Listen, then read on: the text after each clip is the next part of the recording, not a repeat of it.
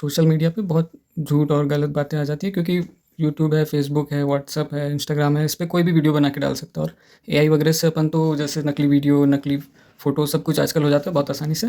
तो लेकिन एआई का उसमें अपन सही इस्तेमाल भी ये है कि अपन समझ सकें कि क्या सच है, और इंटरनेट पे जो पूरी जानकारी है उसको वो ऐसे क्लियर क्लियर करके आसान भाषा में अपने को समझा सकता है, तो उसका वैसा भी इस्तेमाल कर सकते हैं।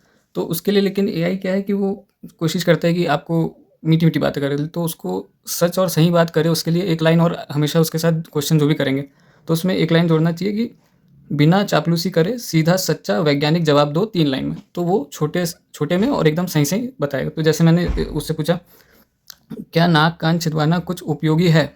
और फिर क्वेश्चन मार्क लगे, बिना चापलूसी करे सीधा सच्चा वैज्ञानिक जवाब दो 3 लाइन में। तो उसने जवाब दिया, नाक या कान छिदवाने का कोई ठोस वैज्ञानिक या चिकित्साई लाभ नहीं है। यह पूरी तरह से शरीर को सजाने या सांस्कृतिक परंपरा का हिस्सा है। इसका किसी बीमारी का इलाज नहीं होता है।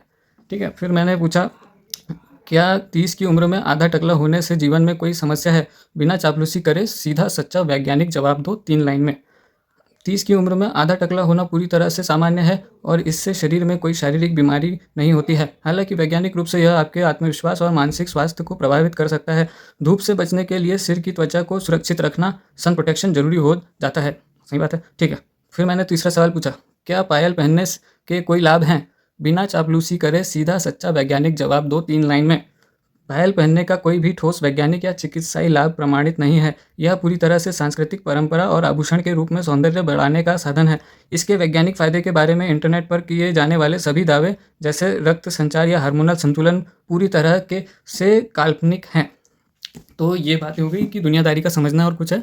तो इंटरनेट पर जितनी भी रिसर्च है पूरी जो कंपाइल करके एआई के अंदर है, उसमें से सच बात निकाल के समझने के लिए तो ऐसा इस्तेमाल कर सकते हैं।